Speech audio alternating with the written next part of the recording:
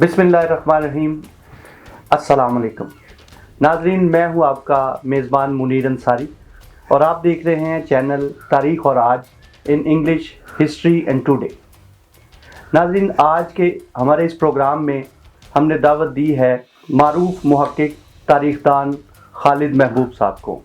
अस्सलाम वालेकुम सर। वालेकुम अस्सलाम। सर, गिलगित बल्तिस्तान का जो इस वक्त सिनेरियो है वो दिन ब दिन पॉपुलर होता चला जा रहा है और वो उसमें आपसे पहला सवाल ये है कि गिलगित बल्तिस्तान को जो अबूरी सूबे का दर्जा दिया गया है तो और 15 नवंबर को इसका इलेक्शन भी होने जा रहा है, तो इस बारे में इसको सूबे का दर्जा देने में जो पस मंज़र है इसका वो हम जानना चाहते हैं। प्लीज़ आप बताइए। देखिए, गिलगित बल्तिस्तान का मामला कश्मीर के मामला से हमेशा से अलग रहा है। कश्मीर में गिलगित और बल्तिस्तान की हैसियत एक तरीके से उनकी बाजगुजार सी थी। वो कश्मीर का हिस्सा नहीं थे, तो लेकिन 1947 में जब हिंदुस्तान पाकिस्तान बने तो गिलगित और बल्तिस्तान के लोगों का ख्याल था कि महाराजा जो है वो पाकिस्तान के साथ इल्हाक करेगा। महाराजा ने पाकिस्तान के साथ इल्हाक नहीं किया, भारत के साथ इल्हाक किया, तो गिलगित बल्तिस्तान के लोगों ने इसको तस्लीम करने से इनकार कर दिया और उन्होंने डोगरा राज के ख़िलाफ़ एक बगावत कर दी। अब बगावत की अगुवाई गिलगित स्काउट्स कर रहे थे और उनके साथ मुकामी आबादी भी शरीक होगी। कुछ अनासर कश्मीर की जो फ़ौज थी उसके भी इनके साथ शरीक हो गए और उन्होंने पैदर पे लड़ाई करने के बाद उनको निकाल बाहर किया। उनको निकाल बाहर करने के बाद उन्होंने हुकूमत पाकिस्तान से दरख्वास्त की कि वो गिलगित बल्तिस्तान का इल्हाक पाकिस्तान की हुकूमत से कर लें। गवर्नर जनरल कायद-ए-आज़म मोहम्मद अली जिन्ना इसको कबूल कर लिया और एक तहसीलदार आलम खान को पॉलिटिकल एजेंट मुकर्रर करके इल्हाक की मुकम्मल करने की हिदायत की।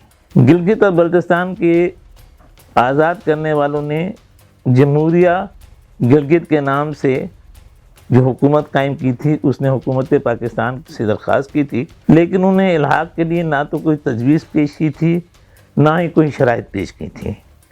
लिहाजा आलम खान ने सबसे पहले उन पर फ्रंटियर क्राइम्स रेगुलेशंस इंतहाई ज़ालिमाना और तमाम तर हुकूक से महरूम करने वाले कवानीन थे और ये वहशी और गैर मुहज़्ज़ब लोगों के लिए थे। सर, सवाल ये है कि आज़ाद कश्मीर से इल्हाक के बाद क्या गिलगित बल्तिस्तान कश्मीर के कानून के तहत आ गया? गिलगित बल्तिस्तान के लोगों ने शमूलियत की थी पाकिस्तान के साथ कि उनको यहाँ पर निस्बतन उससे आज़ादी मिलेगी जितनी उन्हें डोगरा राज के तहत थी, तो उनकी हालत इससे भी बदतर हो गई। अभी ये हालात ही थे 1949-50 में हुकूमत पाकिस्तान ने एक मुआहिदा किया आज़ाद कश्मीर की हुकूमत के साथ, जिसको मुआहिदा कराची कहते हैं। इस मुआहिदे के तहत गिलगित बल्तिस्तान को आज़ाद कश्मीर में ज़म कर दिया गया। इस पर गिलगित और बल्तिस्तान के लोगों ने एहतजाज किया, उनका कोई नुमाइंदा इसमें शरीक नहीं था। हुकूमत पाकिस्तान की तरफ से वज़ीर बेमहकमा मुश्ताक अहमद गुरबानी ने दस्तखत किए, आज़ाद कश्मीर के सदर सरदार इब्राहिम ख़ान ने और मुस्लिम कॉन्फ्रेंस के लीडर गुलाम अब्बास ने दस्तखत किए।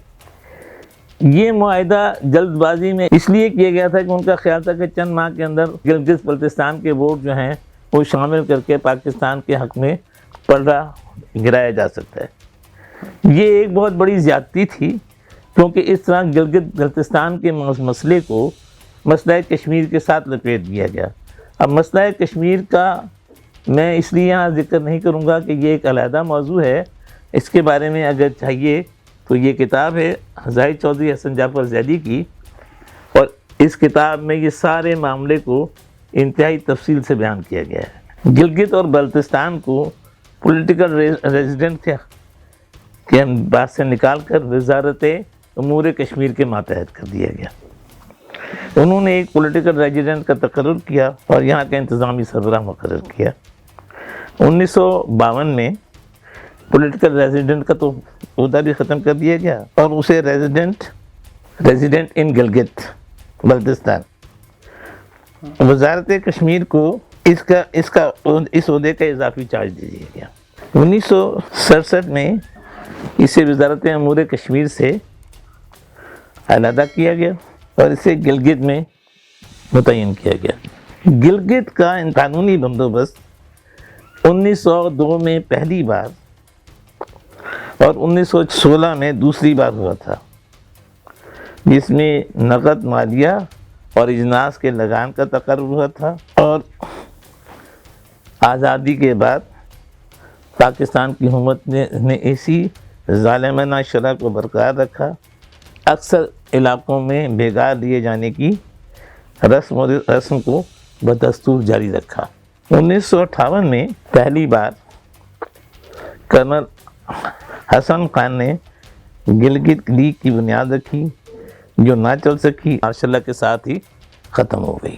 ایف سی آر کے تحت وہاں کسی قسم کی سیاسی سرگرمی کی ہی نہیں جا سکتی تھی۔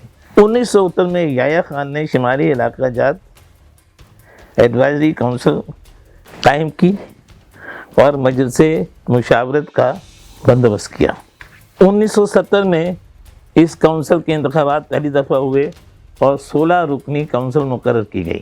1971 میں ایف سی آر کے خلاف تنظیم ملت پارٹی کا تصادم ہوا، جی، جس میں کافی نقصان ہوا، لہذا 1972 میں ذوالفقار علی بھٹو نے گلگت بلتستان کا دورہ کیا اور اس نے وہاں سے فرنٹیئر کرائم رولز کا خاتمہ کر دیا اور دیگر اصلاحات نافذ کی۔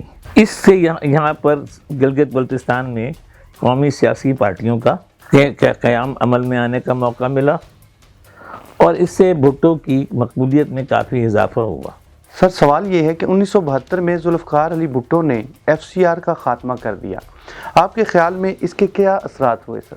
1977 میں جب ضیاء الحق نے مارشل لا نافذ کیا تو ضیاء الحق نے ہر جگہ پر جہاں پیپلز پارٹی مقبول تھی، لوگوں کے درمیان پھوٹ ڈلوانے کا، لوگوں کے درمیان توڑ جوڑ کرنے کا عمل شروع کیا۔ تو گلگت اور بلتستان میں تو اس کے لیے ایک سنہری موقع یہ تھا کہ گلگت اور بلتستان کی آبادی 84% شیعہ اور اسماعیلیوں پر مشتمل تھی، تو اس نے شیعوں کا سسٹمیٹک ایک تو قتل عام کروانا شروع کیا اور دوسرے اس نے وہاں پر دوسرے صوبوں سے سنی حضرات کو لا کر آباد کرنا شروع کیا۔ کئی بار وہاں بڑا خون ریزی کی گئی، شیعوں کو مارا گیا، وہ سلسلہ ابھی تک جاری ہے۔ 1977 کے بعد جب بے نظیر بھٹو کی حکومت آئی تو اس نے مزید وہاں پر اصلاحات نافذ کی، لیکن آخر کار 2009 میں پیپلز پارٹی کی حکومت نے ایک آرڈیننس جاری کیا، Gilgit Baltistan empowerment and government order. اس کے تحت گلگت بلتستان میں اسمبلی کا قیام عمل میں لایا گیا، الیکشن کیے گئے اور دیگر انتظامی اصلاحات کی گئیں اور اس کے تحت انتخاب بھی ہوا، اور انتخابات کے نتیجے میں جو کونسل بنی اس کی صدارت وزیر پاکستان نے کی اور اس میں وزارت امور کشمیر کا ایک آدمی رہا اور وہ لوگ رہے۔ اس سے ایک لحاظ سے دیکھا جائے تو ڈی فیکٹو حکومت، صوبائی حکومت قائم ہوگی، مگر یہ پاکستان کے آئین میں نہیں شامل کی گئی۔ ویسے گلگت بلتستان پاکستان کا حصہ ضرور بن گیا۔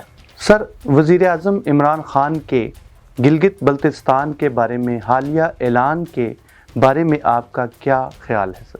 عمران خان نے 1 نومبر 2020 کو جو اعلان کیا ہے وہ اعلان بھی دستور کے مطابق نہیں، پاکستان کے آئین میں جو ترمیم چاہیے تھی وہ ترمیم نہیں کی گئی۔ اس چیز کو لے کر بھارت میں بہت سخت مخالفت کی گئی اور انہوں نے کہا کہ پاکستان نے یہ سٹیٹس چینج کر دیا یہ سارا کچھ تاریخ کی لا علمی اور حکومت پاکستان کی بے وقوفی جو 1950 میں اس نے گلگت اور بلتستان کو ضم کیا آزاد کشمیر میں اور اس مسئلے کو مسئلہ کشمیر کے ساتھ منسلک کر دیا، ان کی وجہ سے اس غلط فہمی کی بنیاد پر یہ ساری بات ہو رہی ہے۔ اور کچھ مفاد پرست اور کچھ تاریخ کا علم نہ رکھنے والے پاکستانیوں کا بھی یہ خیال تھا کہ یہ غلط کیا گیا، ان کو بھی یہ نہیں معلوم کہ گلگت اور بلتستان کا معاملہ دیگر کشمیر کے معاملے سے مختلف ہے۔ گلگت بلتستان ہمیشہ سے ایک علیحدہ مملکت رہی، شروع سے لے کے آج تک۔ تھوڑے سے وقفے کے لیے وہ تبت کے ماتحت ہوئے، کچھ عرصہ کشمیر کے راجہ جو ہے وہ اپنی سوزرینٹی یعنی اپنی بالادستی قائم کرنے میں لیکن اپنی حکومت قائم نہیں کر سکے۔ 1840 سے 1947 تک جزوی طور پر میں کہوں گا کہ راجہ کا اقتدار تھا، لیکن وہ بھی 1885 میں جب ریزیڈنٹ وہاں آ گیا اور اس نے وہاں پہ اپنا اسکاؤٹس کو جاری کیا تو وہاں سے جزوی طور پر اس کا اقتدار نہیں رہا۔ تو اس لیے یہاں کے لوگوں کی اس غلط فہمی کی وجہ سے یہ حالات سے ہیں، ورنہ در حقیقت یہ ہمیشہ سے ایک علیحدہ علاقہ رہا تھا اور آئندہ بھی ایسا ہی رہے گا۔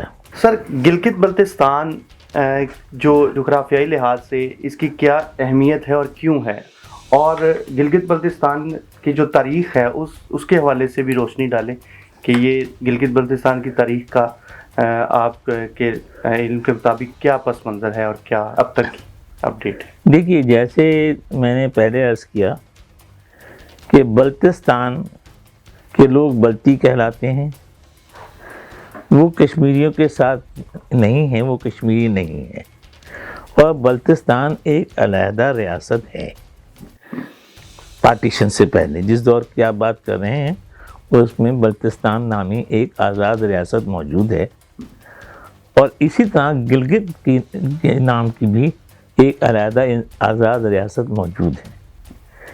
یہ ریاستیں چونکہ چھوٹی تھیں لہذا وقتاً فوقتاً ارد گرد کے حکمران یعنی تبت کے حکمران اور کشمیری حکمران اس پر حملہ کرتے رہے اور ان سے خراج وصول کرتے رہے، بڑے بڑے ظالمانہ بھی شرائط رکھی گئیں۔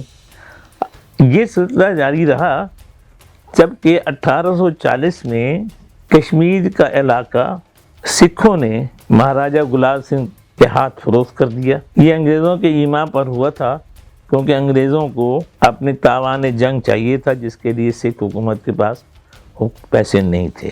یہ ڈوگرا حکومت جو ہے اس سے نہ تو کشمیری واقف تھے اور نہ ہی گلگت اور بلتستان کے لوگ۔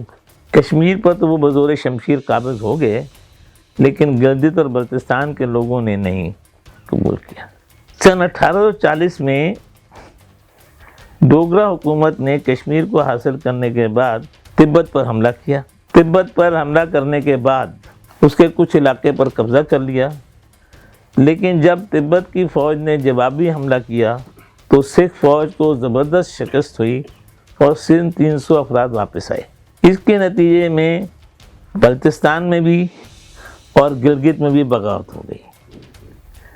گلگت کی بغاوت کے بعد وہاں کے لوگوں نے ڈوگرا جو مقرر وزیر تھا اس کو قتل کر دیا، تو پھر اس نے ایک مقامی آدمی کو اپنا مختار بنایا، خراج مقرر کیا اور چلا گیا، اور یہی کچھ بلتستان میں ہوا۔ یعنی تب بھی حکومت مہاراجہ گلاب سنگھ کی نہیں تھی۔ یہ علاقہ بھی ایسے ہی چلتا رہتا، لیکن ادھر سے روس دریائے آمو کے کنارے پہنچ گیا۔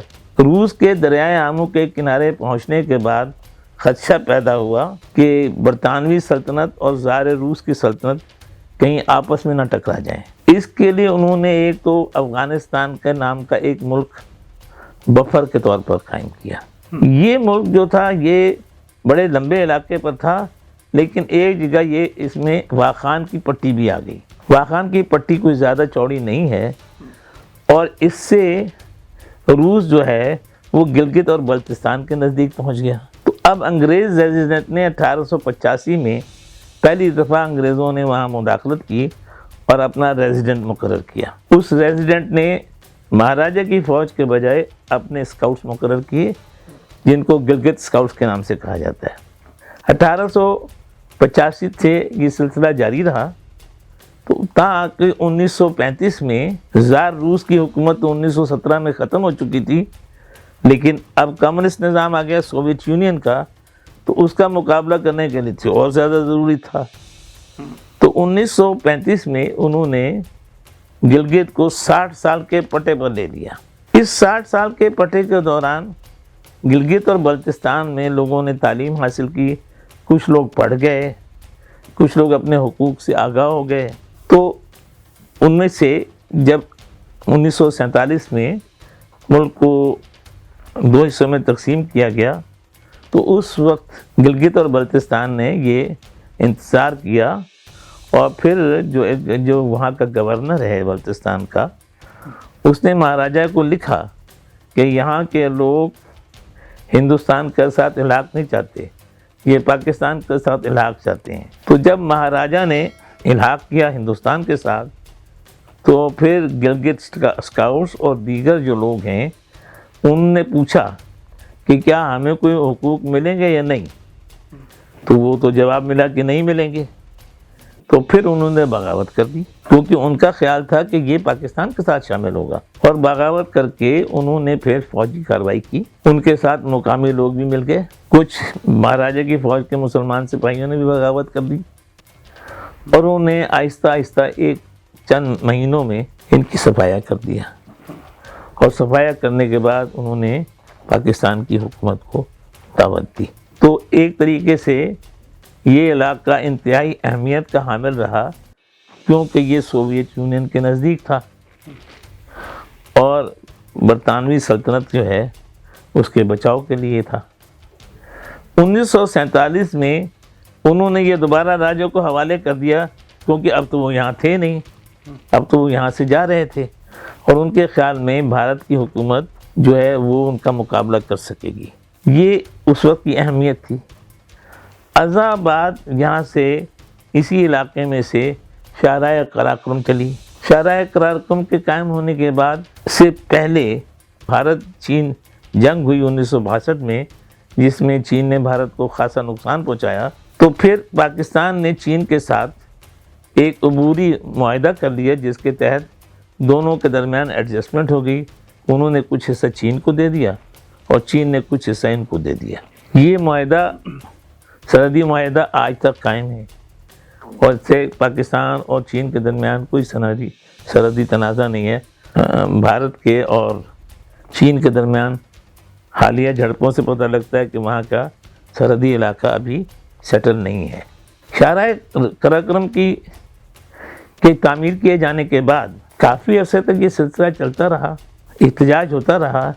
لیکن جب سے بھارت اس علاقے میں چین کے خلاف گھیرا ڈالنے کی جو کارروائی ہے، جس کو انڈو پیسیفک انیشیٹو کہتے ہیں، تو شاہراہ قراقرم کو بند کرنا یا کاٹنا بہت ضروری ہے. تو اب شاہراہ قراقرم کی وجہ سے یہ علاقہ ایک بار پھر بڑی طاقتوں کے درمیان ٹسل کا بندوبست ہو گیا، تو ان دونوں علاقوں کے درمیان اب ٹسل جاری ہے. اسی طرح کچھ لوگ اس کو قرار دیتے ہیں کہ جیسے بھارت نے کشمیر کو اس کو ہندوستان کے ساتھ ضم کر دیا. ایک تو ہندوستان کا یہ اقدام خود ہندوستانی آئین کے خلاف ہے، دوسرے اس کا گلگت اور بلتستان کے درمیان کوئی پیرلل نہیں ہے، وہ باج گزار ریاستیں تھیں. یہ سارا معاملہ اہمیت اس لیے کر گیا کہ یہ بھارت انڈو پیسیفک جو ہے کوریڈور، اور اسی لیے کچھ لوگ جو دانستہ بھارت نوازی کرتے ہیں وہ اس کے خلاف ہیں، اور انہی کی طرف سے سب سے زیادہ آواز اٹھ رہی ہے صوبے کا درجہ دیے جانے کے خلاف. انہی کی طرف سے آواز اٹھ رہی ہے کہ یہ، اور وہ بھارت کی جو تان میں تان ملاتے ہیں، جس سے یہ کافی نقصان دہ عمل ہے۔ سر آپ ہمیں ہمارے ناظرین کو یہ بتائیے کہ گلگت بلتستان کا آئین کے حساب سے اس وقت جو مستقبل کیا ہے، یہ پلیز آپ۔ دیکھیے، جو گلگت اور بلتستان ہے اس کو مکمل صوبے کا درجہ ابھی تک حاصل نہیں ہے۔ مکمل صوبائی درجہ تب ملے گا جب پاکستان کی اسمبلی جو ہے وہ اس کے بارے میں قانون پاس کرے گی، اور اس کے بعد اس کو پاکستان کے آئین میں ترمیم کر کے اس کو پاکستان کے علاقہ جات میں شامل کیا جائے گا۔ ابھی تک یہ مرحلہ نہیں ہے۔ کچھ لوگ یہ کہتے ہیں کہ نہیں، اگر ایک ایڈمنسٹریٹو آرڈر ایشو کر دیا جائے تو یہ صوبہ بن جائے گا، تو یہ ہے، لیکن فی الوقت وہ صوبہ نہیں ہے۔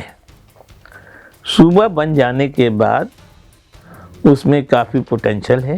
ایک تو اس میں بہت بڑی ٹورزم کی ٹریڈ ہے، بے شمار چوٹیاں، پہاڑیاں، ٹورسٹ وہاں بے شمار جاتے ہیں۔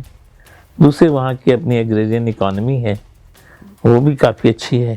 تو اس لیے ابھی وہ صوبہ نہیں ہے، اور صوبہ بننے کے بعد بھی حالات تو تب تبدیل ہوں گے جب پاکستان کے وفاق کی دیگر اکائیوں کو بھی وہی حقوق حاصل ہوتے ہیں، اور پاکستان ایک صحیح وفاقی حکومت نہیں بنتا ہے۔ ابھی تو پاکستانی وفاق بھی کمزور ہے، اور یہ بلتستان اور گلگت جو ہے یہ تو انتہائی کمزور ہوں گے۔